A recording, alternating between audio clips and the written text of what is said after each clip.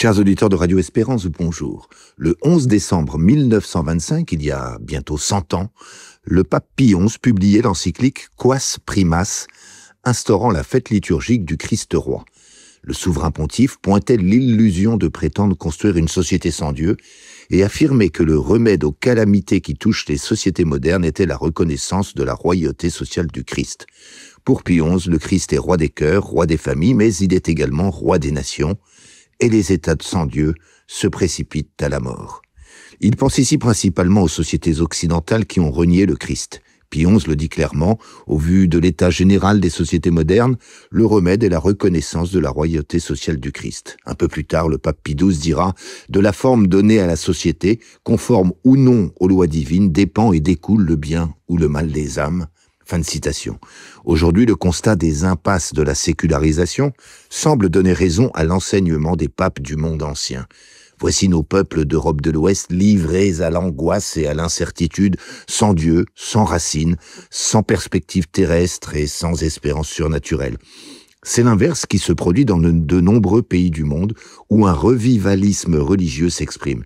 C'est le cas par exemple dans le monde musulman bien sûr, mais aussi en Israël où un messianisme politico-religieux tient désormais le haut du pavé. Et c'est aussi le cas aux États-Unis où le Trumpisme prend également l'allure d'un messianisme politico-religieux de type protestant évangélique. En France, nous sommes aujourd'hui accrochés à la laïcité comme la Bernique à son rocher. Cette laïcité constitue d'un côté un certain rempart contre l'islamisme. De ce point de vue, nous sommes plus résistants que les Belges et les Anglais, par exemple. Cependant, d'un autre côté, cette laïcité est aussi un obstacle, parce qu'elle nous impose une neutralité religieuse qui nous empêche d'affirmer, face au formidable dynamisme de l'islam, d'affirmer qui nous sommes. Une nation chrétienne, un peuple chrétien, au sens où notre identité est en grande partie fournie par le catholicisme. Or, si nous voulons assurer la continuité historique de notre nation, il est illusoire de penser qu'opposer une neutralité religieuse à une dynamique religieuse portera des fruits. La puissance du ressort religieux est sans pareil pour produire une volonté et une énergie décisive.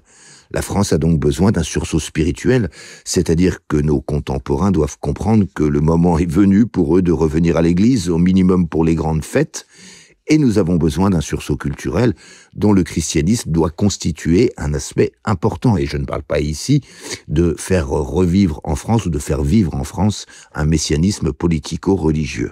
Alors, je ne suis pas devin, mais je formule l'hypothèse suivante. Bientôt, la neutralité religieuse ne sera plus tenable. Il faudra faire des choix, tant au niveau de l'État que des citoyens eux-mêmes.